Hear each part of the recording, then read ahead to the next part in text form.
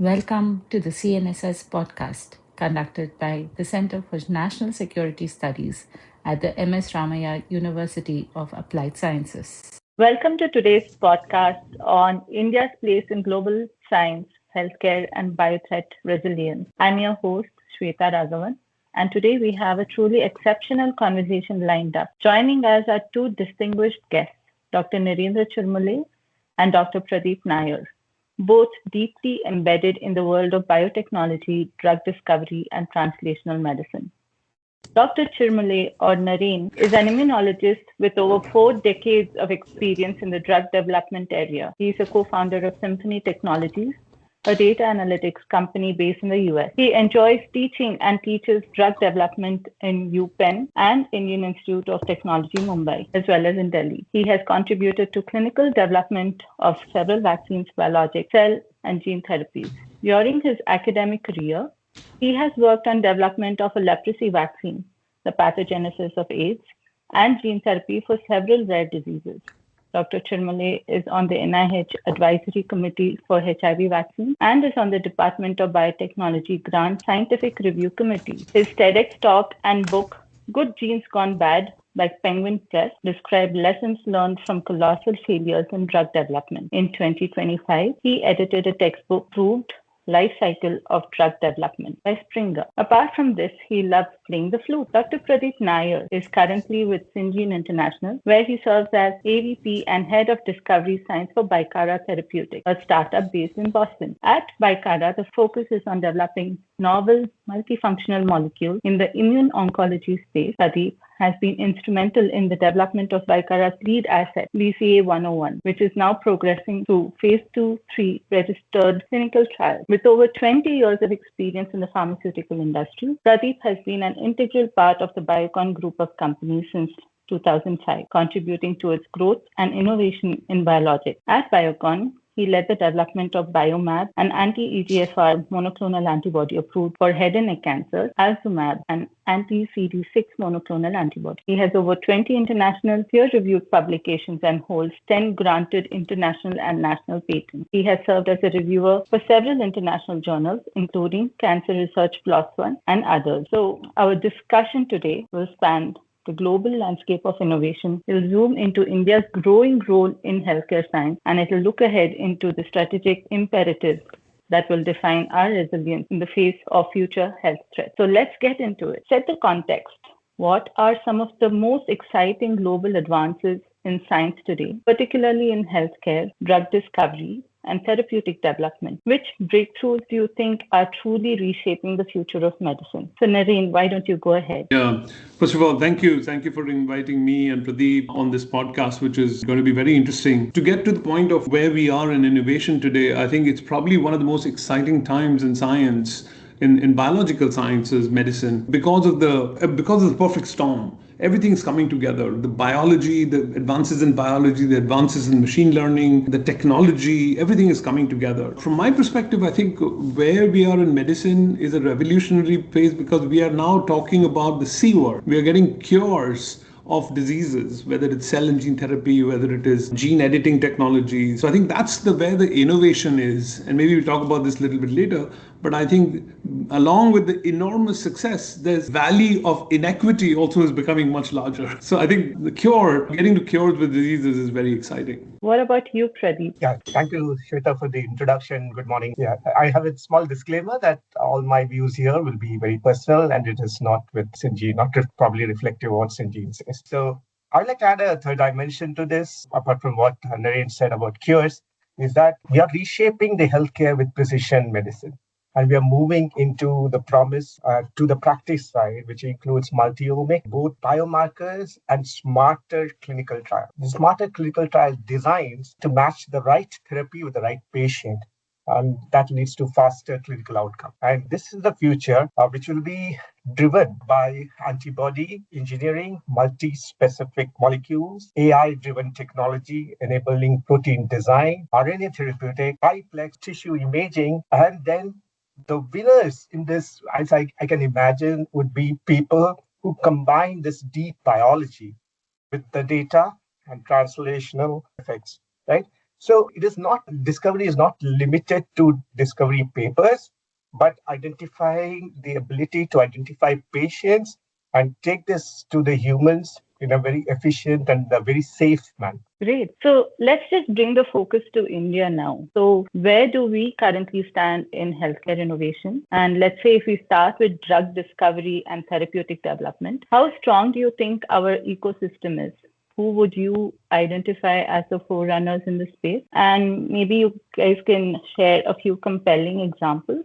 So Naren, let's start with you. Yeah. So I think India is again in an inflection point where things are going to just take off, but a lot of things have to happen correctly for this exponential curve to happen. We went from generics about 4 decades ago through biosimilars, and now we're in that stage where biologic drugs are being developed, and there's a huge exponential increase in the last decade of entrepreneurship. And Shwetha, you included, there's been an expansion of novel drug discovery startups that's really exciting to see. The reasons for some of these there are many reasons, but one of the reasons is the government, BIRAG, Department of Biotechnology, ICMR, and the other government institutions in India have been putting some money into this discovery process. So I think that those are factors that are allowing us to expand entrepreneurship and novel drug discovery. The other question you asked is case studies, but maybe I'll let Pradeep respond and then we can both discuss some case studies. Yeah, that's right.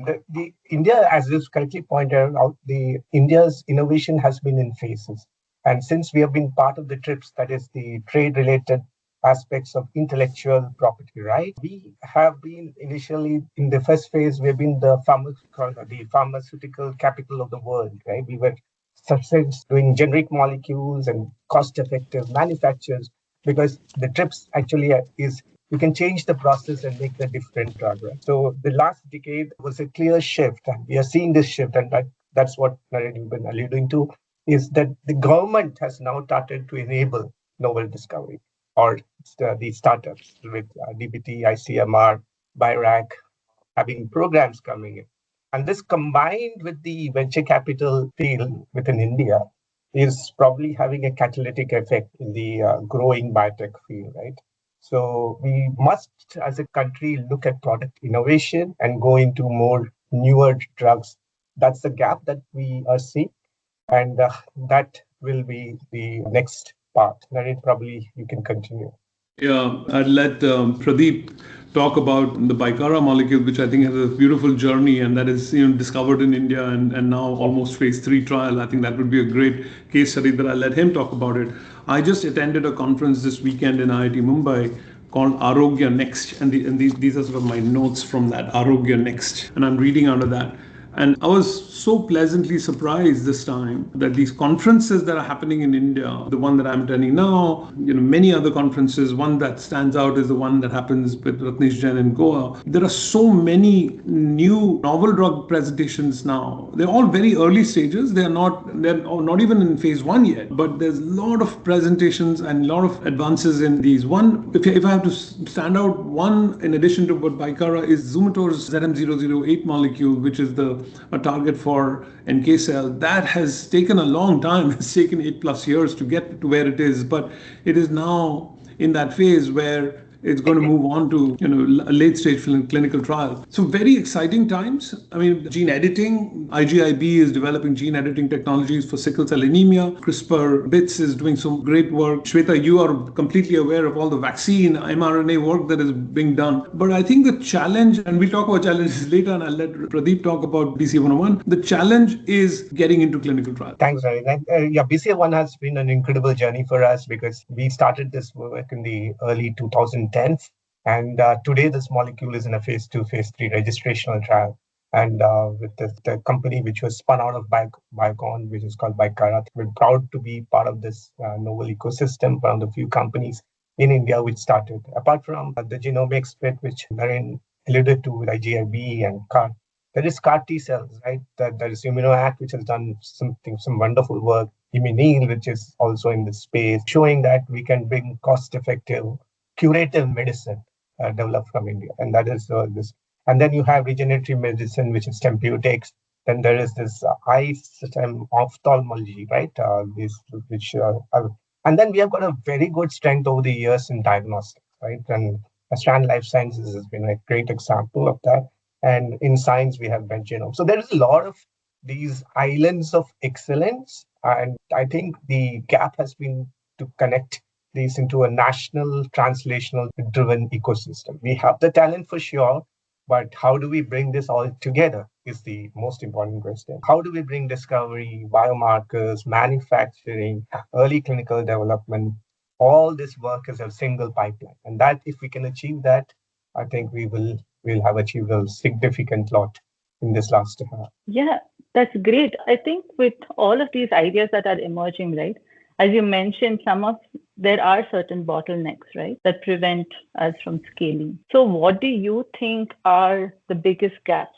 Is it in funding models? Is it in regulatory framework, our manufacturing capabilities, or cross-sector partnerships? So how do these challenges basically intersect with our Atmanirbhar Bharat idea? So can you please give some of your opinions on this? Yeah, Naren, go Shweta, ahead.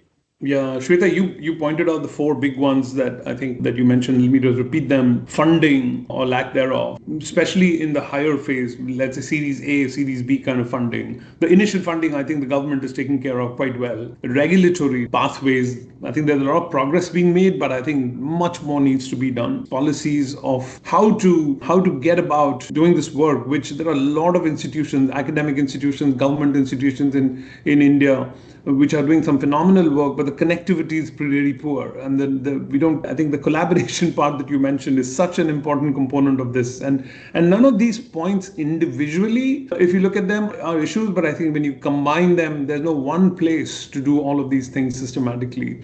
So every entrepreneur has to run around and look for every aspect of their development. Yeah, we can dive into any of these topics and and go deeper, but I'll let Pradeep add on to what I've said. Yeah. Yeah, there are very few clear obvious bottlenecks, right? Then one of them was the risk capital and the patient capital. Right? India funds later stage trials, but India is very good at that. We have been part of that global ecosystem for phase 2, phase 3 clinical trials, but not with early deep science translational research, right? And then the second aspect I can identify is we are not very good with the early clinical biomarker. So what is very critical for novel drug development? How does this molecule work? What does it do? All these kind of things.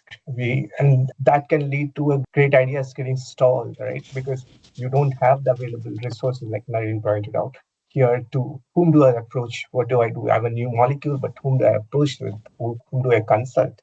And where can I execute these studies and easily run this high quality phase 1 trials, right? Where with clear translational endpoints, that too at speed, because speed is which is mattering the most, right? So you have a novel molecule and there are other players coming in and you need to be fast moving and you should use that window of opportunity, right, to get the molecule going, right? And the third I would say is manufacturing depth. How many firms have the understanding to look at good quality manufacturing of novel molecules, who understands the development challenge, and the molecules, as I mentioned before, can be quite complex. It will be multi-specific molecules, it could be RNA, it could be CAR T cells, what novel things which we can do. So, and then Naren pointed out is cross-structure partnership, which is a big gap. How do academics, hospitals, startups, innovation companies all get together into one transformational ecosystem? That's another gap. In the Atmanirbhar, this one, which is a very important thing, it is try to do self-development with great reliance, but I would always caution that we should not do it in isolation. We don't want to reinvent the wheel, right? So it has to be with capability as well as sovereignty. India must develop, test, manufacturing critical healthcare innovation within the country, but not being an island, all right? We still by collaborate with leading countries around the world who are that collaborative spirit should be there. We should be open to that collaboration. Yes, I think these are really important points that one would have to keep in mind. And looking ahead, so how do we cultivate the right innovation culture in India? One that basically encourages, say, risk-taking, deep science, long-term thinking. So what do you think would take to build a future-ready biotech workforce that's aligned with India's vision, say, 2031 goals? Yeah. So I think, first of all, we've got great success stories in India, whether you consider the UPI, the banking system, ISRO's success in this area, the connectivity with roadways, airlines, trains, all the infrastructure in this regard. We made tremendous progress in this area. I think it's obvious that the healthcare has to be the next big thing that's happening in India, right? I mean, access and affordability. But in order to enable that, I think all the factors that all of us talked about earlier, from collaboration to funding and everything else, needs to be done in a systematic way. And I think you need to create environments where all of these ecosystems, micro and macro ecosystems, are created in different cities or maybe hubs where translation from discovery to the clinic is done rapidly. Allow lots of things to go through. Let them fail, but let them fail fast, because you'll have to accept in entrepreneurship and in drug discovery, that a lot of things are going to fail, but you want them to fail fast, and you need to create a system where this testing can be done very efficiently. I think we can, again, that's sort of one topic, but Pradeep can add more. Thanks, sir. So India needs a very full stack talent pipeline, right? And that's not just PhD, not mere, where the whole thing should not be limited to just getting fresh PhDs. I would say I identify a few points. One is we need a translational scientific speaking community, which biology and medicine interaction. That space has to be clearly developed, and that's a gap which I can identify. Clinical pharmacology is the next one. Early development experts should be there. How do you expect unexpected PK? What do you do with that kind of? How do you do dosing? How do you do drug change? Maybe go back and change so that you get a better dosing, or whatever. It means these kind of things. Understanding should be there. So, and then you have to have a deep set of people who are biostatistics experts. To get data. They are looking at clinical trial designs, operations specialists. All these when you do translational research for the first time, these are complexities which will happen, and this kind of people will be very much. And as I mentioned before, GMP manufacturing for novel drugs is not an easy phase. You should be prepared to expect the unexpected at scale. Right. So, and you might have good data at small scale, but when you try to bring it up to scale, then you have challenges which will happen. And do you have experts in that? Regulatory, medical writing, pharmacovigilance. These are the talents that I can think about. And then clinical scientists and a clinician scientist, medical person who is clinically, not only clinically inclined, but also scientifically inclined.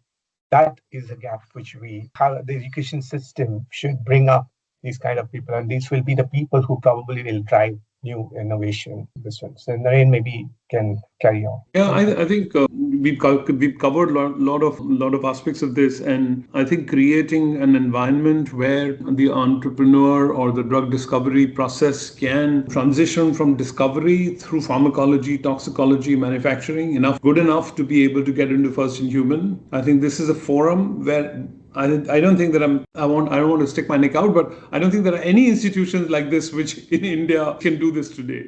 I think we need to create hundreds of these. Yeah, and then I think we need also the structural national program because obviously when a student is going, this is a long career path, so there should be fellowships available for students to capitalize on them.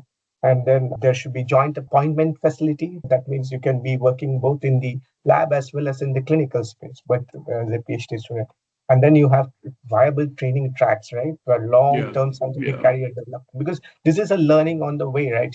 Things will keep on happening, and you need to learn and build whole structure. And that's a big gap in our education system right now.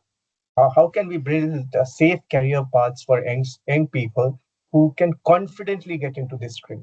Don't worry about their survival, but they are happily contributing to this growth of translational research in India. Yeah, absolutely.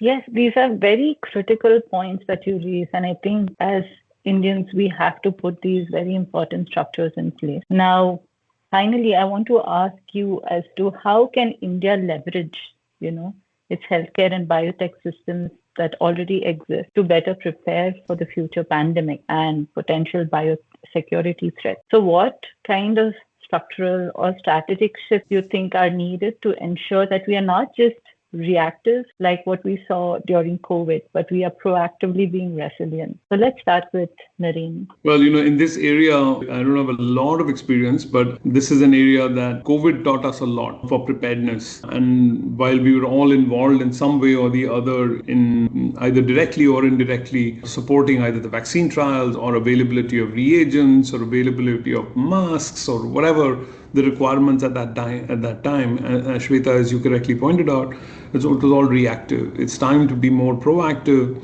and do these a little bit more systematically, because we know what can happen and we can anticipate what we will need at that time. So I think that preparation needs to happen. We can make a whole list of things, but main thing is a group of people get together and start thinking about this in sort of peacetime, so to speak. It's ironic that we have to talk about peacetime in this time, but that's what we have to talk about. That's true. See, COVID caught us by surprise, and that is a big learning. And I think everybody is working towards how do we not get caught by surprise. And there are a few points that I can think of. This is an always-on genomic surveillance integrated program should be there. And I think it is there in the government, but how do we in the sewage and ecosystem, do you see new viral pathogens emerging? And what do you do? Can you nip it in the bud, right? So that kind of strategy should be in place. Second is the prototype product readiness. Are you prepared? Do you have the technology with new vaccine approaches, mRNA, inbuilt capacity, just very quickly to develop these new strengths, right, of vaccines and strategies to prevent, and also a regulatory framework to fast track these things. And the third point I'd say is we should look at the distributed manufacturing side with supply chains, not limited to one point of supply chain. Something can impact that country, its space, and that if that critical reagent is not available, then your whole program gets shut down. And that could be the worst thing that can happen during a COVID-like emergency, right? If you're a very critical reagent, you're dependent on a certain place or a geography, and something is you must have redundancies in supply chain so that you are not caught by surprise. The pandemic readiness should not be for a one time, but to say ongoing process should be build against national capability.